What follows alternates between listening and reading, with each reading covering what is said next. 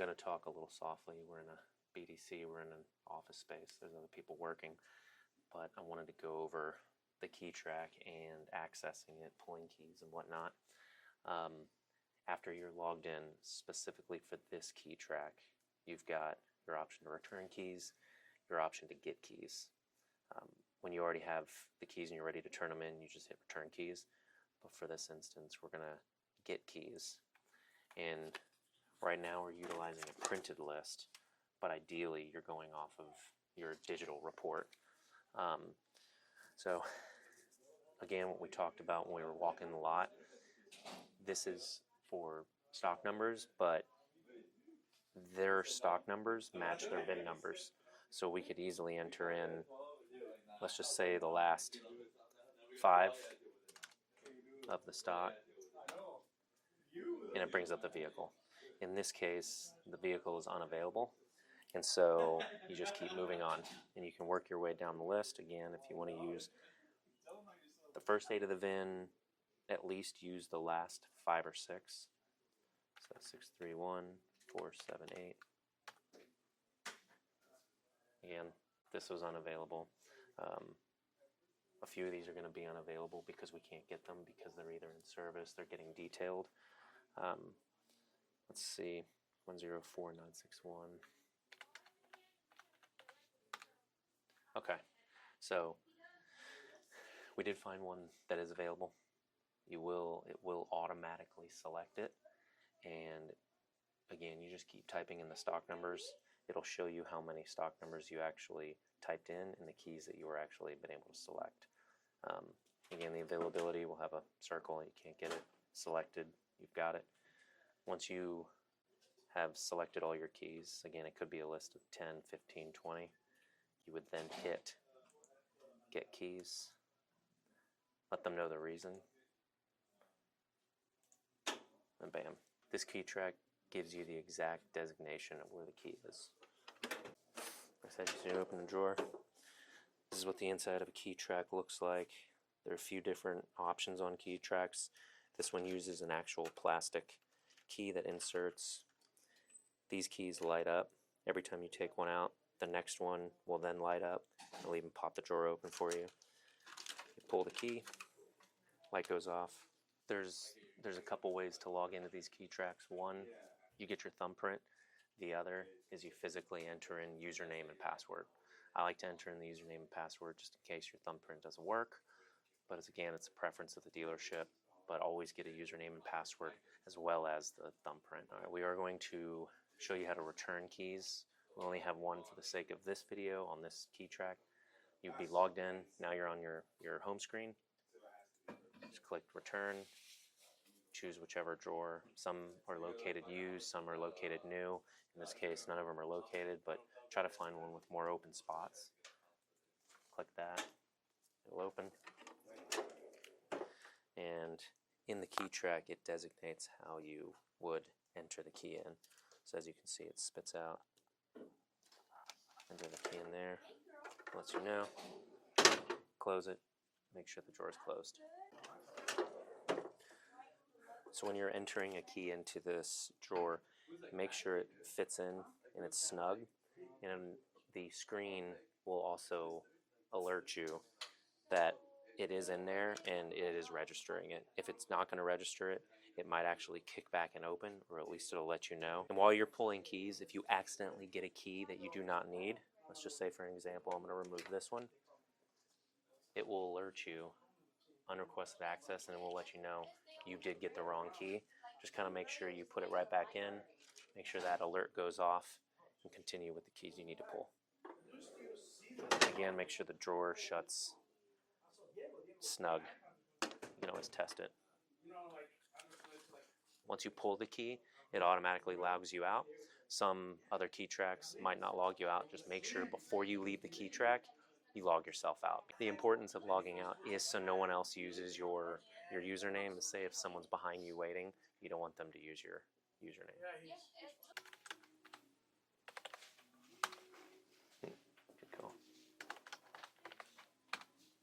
It's 3. Let's do one more.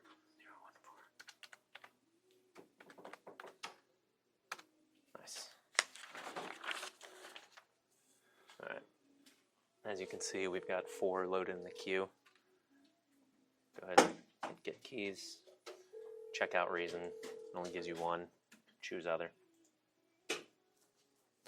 Go for that first drawer. As you can see, it lights up for you. And confirm we got the right one. No other ones light up, which means the other keys are in the other drawer.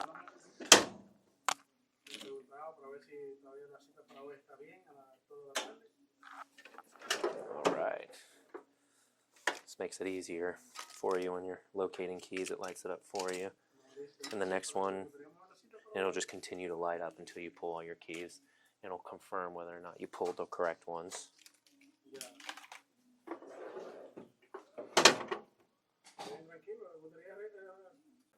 And that's it. Again, while you're pulling keys, you might run into a situation where a salesman or somebody is waiting to use the key track behind you. Make sure you kind of just finish up what you were already typing, pull those keys, and let that salesman come in and try to grab their own keys, because they probably will have a customer that wants to see a car, and that's really important to let them grab the key first and then continue on after. Alright, so when you're returning keys, we have a couple drawers. Alright, we got the first drawer. Make sure we plug it in. Make sure it's snug. Let us know it's confirmed. Alright, we've located these 3. We're going to return these keys. Again, choose a slot that has the majority of them. I'll choose this one. Kind of open it up. Obviously it shows. Make sure it's snug. There you go. You confirm that it is in there. It's read it. And we put it in. Just again, make sure they're snug and in there. And again, it will let you know whether it's registered or not. Go ahead and close the door. Kind of wait for a second. Confirm you are logged out. Again, you don't want somebody behind you trying to log into the system using your username, because then they could retrieve a key that's in your username. They lose it, it gets lost, then now it's on us. So the idea is to make sure you log out so they use their own username. Briefly go over the different style of key tracks. There's quite a few. There's ones that you just saw with little plastic tabs that you actually insert into the key track. There's other ones with their little tabs that you would actually push into the side of the wall and twist. And then other dealerships might not even have a key track system. They might be hanging on the wall with hooks and pegs. I wanted to show you a quick example, very quick, of a pegboard. If there's no key track, it'll be similar to this. These will just hang on the hooks. 9 times out of 10, if they're ready for photos, they'll be in the photo tab. We already shot these, so now they're ready for key track. But you would just pull these. Make sure you kind of take a picture if you need to for reference. But this is what a pegboard would look like if you run into one of these. Now you see it. Unfortunately, that's a little easier, but then it can be a little harder because you now can't locate who has a key and who doesn't. Again, you'll get to know the different key tracks in your dealerships. Each one could be unique. A lot of them are the same. You could always reach out to us if there's something that you haven't recognized or you haven't seen before. Most likely we have seen every single key track, and we can show you and guide you on how to use that specific key track, how to get logins, how to pull them, and even create reports. Generally, all key tracks act the same, and they're pretty easy to use once you've used them once. Guys, this portion of the video for the key track is going to be covered by Zach. He's our manager in San Antonio. Enjoy. Hey guys, Zach here in San Antonio. Sometimes you're going to run into a key track like this, so let's check it out. So this is where you're going to type in your code. It's the same thing. Everybody knows what it is. Once you get in, if you're checking in keys, you hit check in. We'll cover that, but we're going to check out keys. So you're going to hit check out. There's a whole bunch of options here. Generally, the only one that I go with is VIN, but some people do use name to type in the stock number. We're going to cover VIN because it's going to be the best option for you. So it says to type in the last 8. I never do. I always just do the last 5 because generally it's quicker and it still works just fine. So we'll go ahead and check out that one. Afterwards, you'll see down here there's this add button. You go ahead and press that. It pops up the same menu again. And then you can pick out your next vehicle. 0839. And so now you'll see they're both here on this list. So then what you need to do is tap on one of the cars. It'll pull up this big list of reasons. The one that I always do is display, because I'm going to take photos for display, right? And I always hit use for all. That way I don't have to tap each one. Now, this is the only one selected. Make sure you do select all, and then you hit check out. All right, once you've checked it out, you'll see inside of the key system, they'll be flashing, and those are the ones that you need to take out. So let's go ahead and remove them, and then close the door gently, make sure it locks, green light goes away, and you're good to go. So once you finish shooting everything, you're gonna come back in again for your second round. This time we're checking in keys. Take note of what's on the doors. 1, 2, 3, new GMC, new Buick, and used. So since we took out 2 used cars, we're gonna select cabinet 3, hit continue. It's gonna go ahead and pop it open. You open it, anywhere where there's a flashing red light, that's where you insert it. So we're gonna go ahead and do it on the door.